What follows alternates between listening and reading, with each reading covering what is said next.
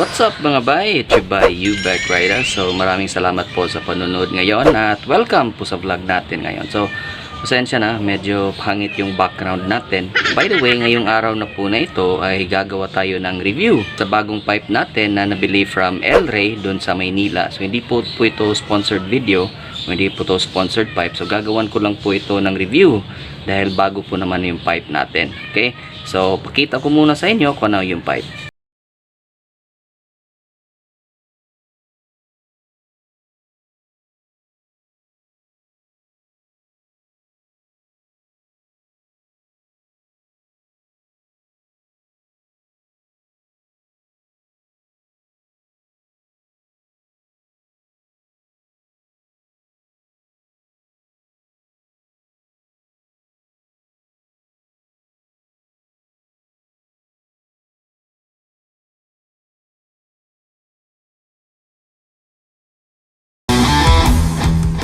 Okay mga bay, so tatanggalin na natin ngayon ang tambucho. Now, siguraduhin nyo na kapag tatanggalin nyo yung tambucho is hindi mainit yung tambucho kasi pag tatanggalin nyo habang mainit siya ay bibilog po yung bolt niya. Okay, so make sure na hindi mainit yung tambucho. Yung gagamitin natin na tool is yung 10mm na yung wrench. At saka yung 14mm para dito.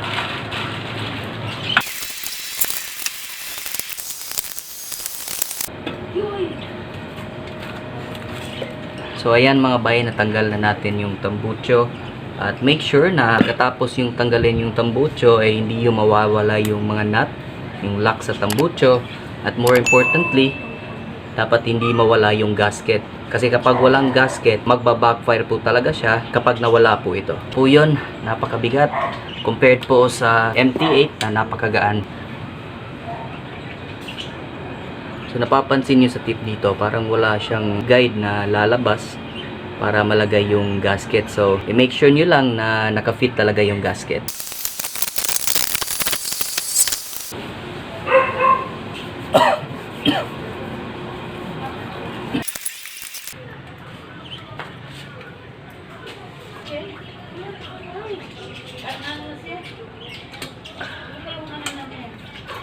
Ayan, so ito po yung pipe na gamit natin ngayon, MT8 Racing, which is made in Thailand. Kung naalala nyo, ka-Akrapovic ako, pero pinalitan na natin yon at ito yung pinalit natin. Ang kagandahan kasi nito, stock looking lang siya. Para lang siyang stock kasi meron siyang heat guard. Tanggalin muna natin yung plastic. So sa mga magtatanong kung magkano ang pipe na ito, ay nabili ko po ito ng 1,950. Okay, so nasa napapansin nyo yung bunganga niya, medyo malaki yung diameter, siguro nasa 1.5 ang tip nito. Yung tip naman niya dito is made of plastic, so pwede nyo siyang tanggalin, pwede nyo ring tanggalin ito, so removable po siya. Okay mga bay, so para makita natin kung ano yung nasa loob, so tatanggalin natin yung plastic. Tapos na nating matanggal, ito pala yung nasa loob. Ang kagandahan din ito, pag naubos na yung parang asbestos yung nasa loob niya, fiber matting niya sa loob, pwede nyo lang mga tanggalin tong mga allen screws na ito at mag-refill kayo. Yun ang kagandahan niya. Hindi ko lang sure kasi sa ibang chicken pipe, hindi ko alam kung anong model or version yun. Kasi pag ginagamit nila yung pipe nila, kalaunan nangyayari po sa tip na ito ay naano po siya, nagme-melt. So sana hindi mangyari yan dito. Balik na natin. Sa halaga niya, naka-stainless na yung elbow niya. So kung naalala nyo, yung sa Akrapovic pipe ko, kasi yung pipe na yun na binigay ng isa sa subscribers natin ay ano yun po yun, slip-on lang po yun. So ang nangyari doon is meron po akong lumang elbow na nakakabit na dito sa Honda Click natin. So pinagawa ko lang is pinalakihan ko lang yung bunganga. Okay, yung nasa part na ito, so pinalakihan ko lang doon sa welding shop para magkasya doon sa Akrapovic. Yung diameter ng bunganga niya ay mas maliit. Okay, kasi kung naalala nyo sa Akrapovic, yung tip ng bunganga niya is 51mm. Well, sa nakikita ko dito, hindi naman siya ganoon kalaki. So ang ibig po sabihin no, na hindi po sungaw yung power niya. Ngayon i-sound test naman natin.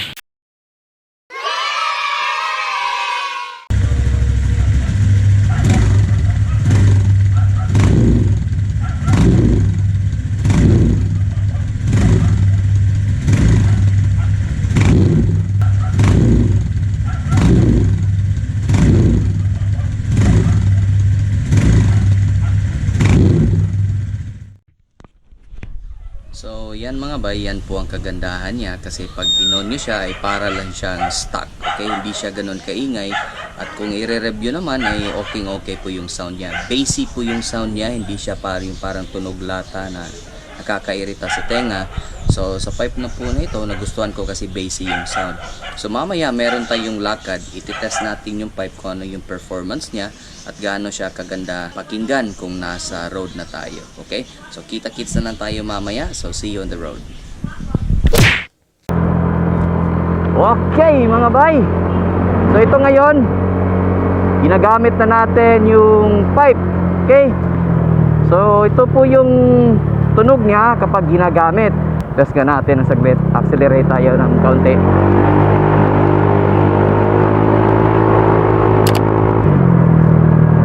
So yun po yung tunog kapag binomba nyo na yung gasolinador. Bassy siya, yun ang maganda. Kapag hindi mo naman ibibirit, ipipihit ng todo yung gasolinador, ganito naman yun yung tunog. Kapag kayo ay naka-travel ng ganitong mga speed lang, yung mga nasa 33 or siguro hanggang 50, ito lang yung tunog niya.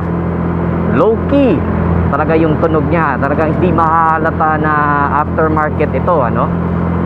Yan, napakaganda, napaka-bassy. Ewan ko lang kung napapansin nyo yan sa sound. So yan po.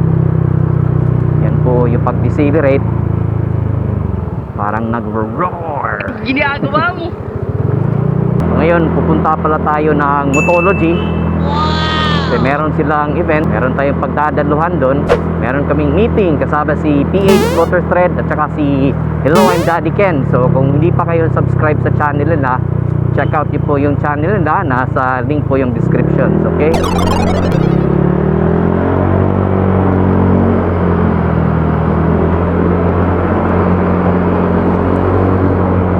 Ngayon medyo natatakot pa tayong ipiga talaga ng todo kasi kapag may LTO checkpoint patay tayo nito kasi hindi pa natin naparehistro yung pipe.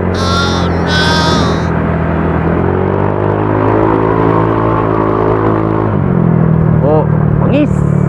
Woo! Pagkakaiba po niya doon sa Akrapovic na previously na ginamit ko, mas basic po talaga ang sound nito compared sa Akrapovic. Itong diameter ng tambucho na ito na ginagamit ko ngayon is ito yung akmang-akma talaga for Honda Click Game Changer. So design na talaga siya for Honda Click Game Changer use for 150cc scooters. So birit muna natin. So yan po. Sa acceleration niya talagang nakakatulong ito kasi malaki, wala na po siyang harang, free flow na po yung hangin. So talagang ano siya, maganda yung acceleration niya dito, more power kumbaga. So, sa mga nagtatanong saan na ba yung Akrapovic ko, so I already sold it po. Sold ko na po sa ka-clubmate ko. Shoutout pala kay Darren. Shoutout sa iyo, bye. Thanks for purchasing my pipe.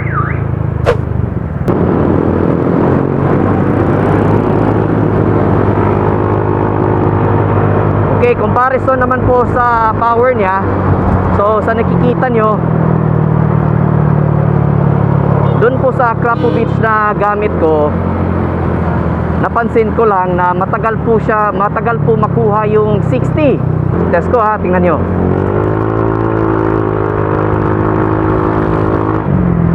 Kita niyo, napakadali lang.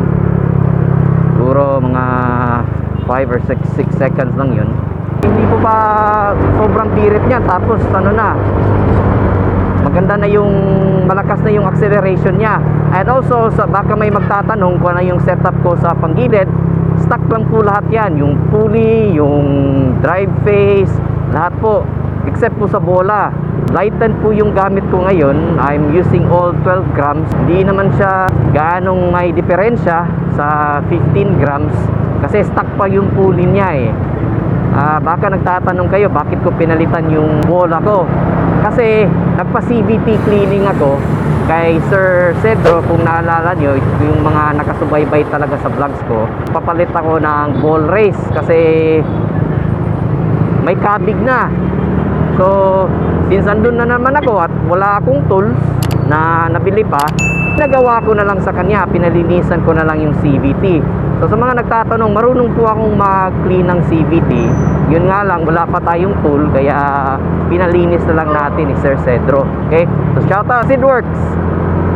You can check out their shop. You can just Google Sidworks at makikita niyo na rin yun. Okay?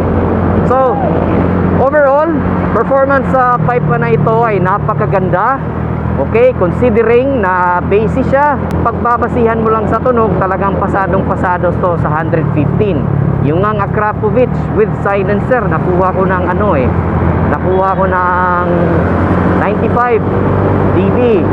And also, sa mga nagtatanong, meron kasing nagtanong sa Facebook ko kung papalitan ba ng pipe na ito, kailangan pa bang i-reset ECU. So ito po yun ang sagot. Ang sagot po dyan, sa ginawa ko po sa tambucho, sa motor ngayon, hindi ko pa po ni-reset yung ECU. Talagang sinadya ko po yan para makita nyo. So check nyo ha, i-accelerate tapos decelerate tayo kung meron pang backfire ito.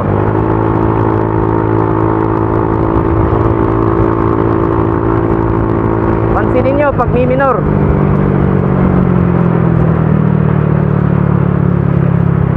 Okay, so narinig niyo yun, parang may popping sound. Okay? So, yun po. Ang sagot po doon is meron pong popping sound. So, may backfire po talaga kapag hindi pa ni-reset yung ECU. So, yun po ang sagot. Okay? So, sa mga nagtatanong, yan po ang sagot kapag gagamit kayo nito. Kapag gagamit po kayo ng MT8 na pipe, ang sagot po dyan is talagang magre-reset po kayo kapag may backfire na kayong marinig. So balit kapag hindi pa po, observe nyo lang kasi makikita nyo kasi yan kapag mag-spark plug reading kayo, kung masyadong rich or lean na yung reading ng spark plug nyo, i-adjust accordingly na lang. Motor ko kasi, after kong tinanggal yung Akrapovic, ni-reset ko yung ECU niya, tapos kinabit ko yung stock pipe. Nang dumating itong MT8 racing pipe, so hindi ko muna ni-reset ECU. At ang nangyari po ngayon, as narinig nyo kanina, may backfire po talaga siya.